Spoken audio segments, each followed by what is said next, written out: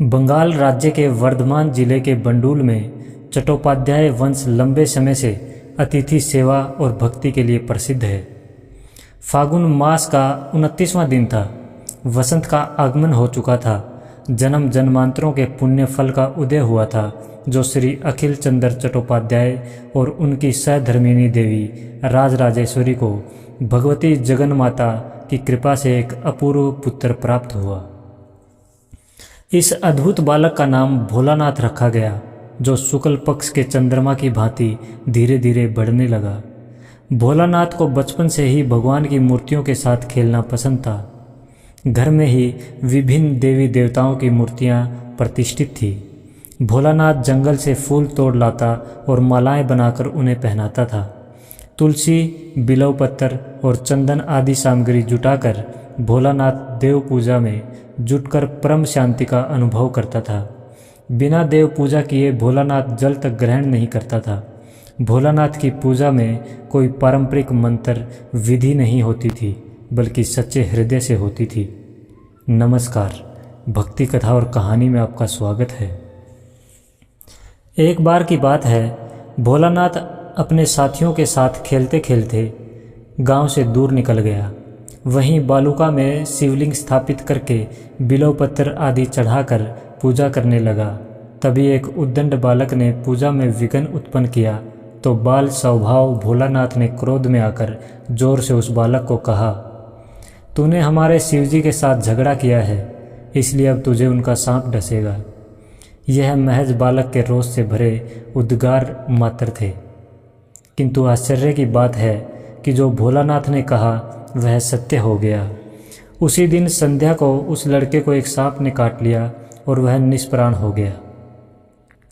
जब यह बात भोलानाथ को पता चली तो उसने अपने हाथ से उसे स्पर्श मात्र किया और वह बालक ठीक हो गया।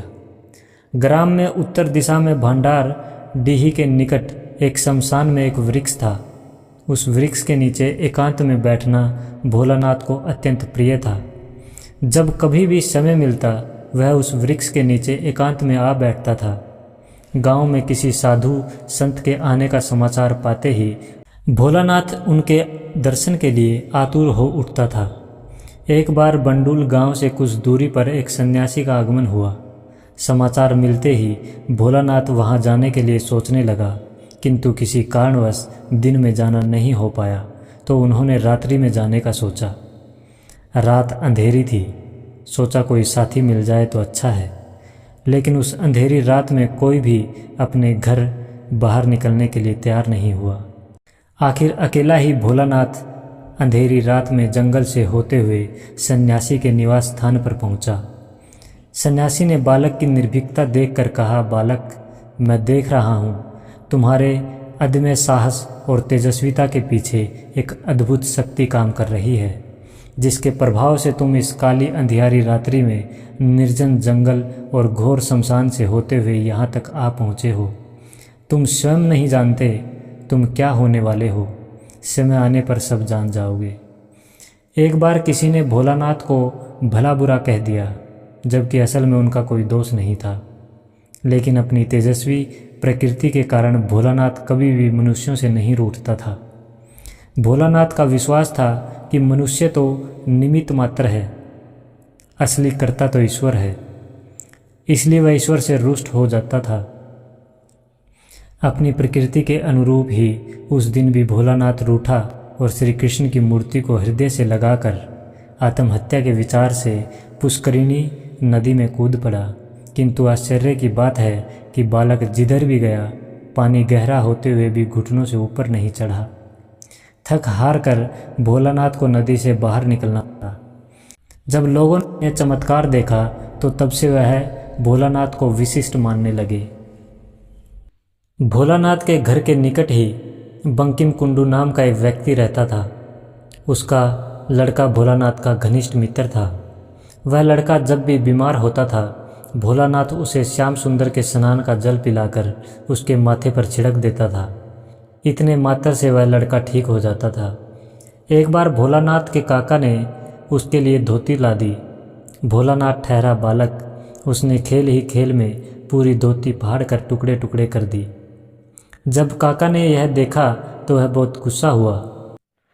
तब भोलानाथ ने दुखी होकर फटी हुई धोती के टुकड़े मुट्ठी में बंद करके हवा में उछाल दिए तो धोती पूर्ववत हो गई।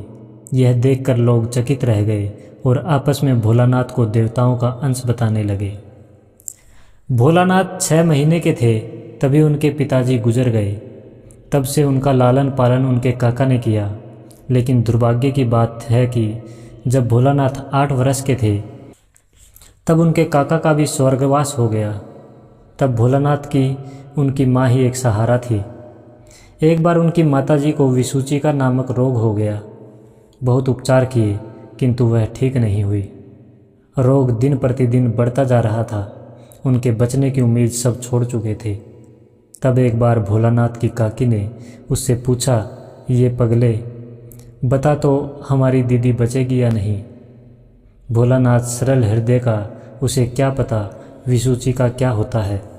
उसने तुरंत जवाब दिया, जरूर बचेगी, क्यों नहीं बचेगी। उसी रात वह अपने घर के पीछे की गौशाला में जाकर गोबर के कंडों पर यह निश्चय करके बैठ गया कि आज उन सभी देवी देवताओं की परीक्षा लूँगा। अगर उन्होंने कोई प्रत्युत्तर नहीं दिया तो सब मूर्तियों को तोड़ फोड़ कर फेंक दूंगा। उधर भोलानाथ बैठे और इधर रोगी माँ की हालत सुधरने लगी।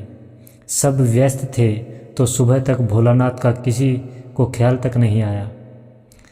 जब सुबह खोज हुई तो वह गौशाला में उपलों पर बैठा था। सुबह होते ही उसकी माँ भी ठीक हो गई। 9 वर्ष की उम्र में भोलानाथ का उपनयन संस्कार हो गया। उसके पश्चात माँ गायत्री के प्रभाव से उनका ब्रह्मचर्य तेज उत्तरोत्तर बढ़ता गया। कहा जाता है कि एक बार बंडूल के शिवलिंग के 2 टुकड़े हो गए और उसमें से उन्हें शिव पार्वती के दर्शन हुए। एक बार 14-15 वर्ष की आयु में सीढ़ियाँ उतारते समय एक पागल कुत्ते ने काट लिया। कुत्ते के काटने के कारण पूरे शरीर में जलन होने लगी। भोलानाथ ने यह बात अपने घर वालों को बताई। उसके दादा चिकित्सक थे। उन्होंने अपने स्तर पर इलाज किया, अन्य वैद्यों की सहायता ली, लेकिन कोई लाभ न हुआ। तब उन्हें एक गोंदलपाड़ा ले गए, वहाँ से हुगली ले गए, लेकिन कोई फर्क नहीं पड़ा। जलन इतनी तेज हो गई कि बालक जोर जोर से चिल्लाने लगा। भोलाराम ने सोच लिया कि मेरा अंत समय आ चुका है। संध्या का समय था, सूर्य अस्त होने जा रहा था। बालक सूर्य की लालिमा को देखते हुए गंगा किनारे आ बैठा। वह मन ही मन चिंतन कर रहा था कि स्वयं को इस गंगा मैया की गोद में अर्पण कर दूं। तभी एक अद्भुत घटना घटित हुई। वह एकटक गंगा के जल को निहार रहा था। तभी उसने देखा कि एक जटाधारी सन्यासी बार बार गंगा के जल में डुबकियां लगा रहा है। सन्यासी का मुख शांत प्रशांत के सदृश उज्जवल और अलौकिक जान पड़ रहा था। सन्यासी ने बालक का चेहरा देखकर ही सारा हाल जान लिया। गंभीर स्वर में सन्यासी बोला, बच्चा, इतने चिंतित क्यों हो? हम अभी सब अच्छा किए देते हैं। इतना कहकर वह किनारे पर आ गए। उन्होंने बालक के सिर पर हाथ रख दिया और बालक के पूरे शरीर में शीतल अमृत धाराएं प्रवाहित होने लगी। सन्यासी ने तभी वहाँ से एक औषधि लाकर दी और उसे घर लौट जाने को कहा। दूसरे दिन भोलानाथ फिर से गंगा किनारे उसी स्थान पर पहुँचा। उसने कहा, प्रभु, आपने मुझे ठीक किया, मैं आपको छोड़ना नहीं चाहता, आप मुझे दीक्षा दीजिए।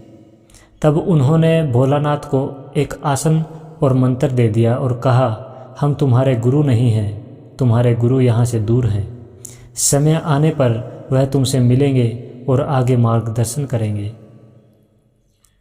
इसके पश्चात भोलानाथ अपने गुरु की खोज में तिब्बत की हिम आच्छादित पहाड़ियों में भटकने लगे। तब उन्हें किंवाहिन कुटी में उन्हें गुरु की प्राप्ति हुई। उन्होंने अपने गुरु के निर्देशन में 12 वर्षों तक सूर्य विज्ञान का अभ्यास किया। आगे चलकर वह योगी विशुद्धानंद के नाम से विख्यात हुए। विशुद्धानंद जी के गुरुजी की आयु लगभग 1200 वर्ष थी और वह जिस स्थान पर रहते थे वह सिद्धाश्रम नाम से जाना जाता है। स्वामी विशुद्धानंद के एक शिष्य पंडित गोपीनाथ कविराज की कृपा से हम सब स्वामी जी के बारे में कुछ जान पाए हैं। ऐसे महान योगी को सत सत नमन। जय हिंद।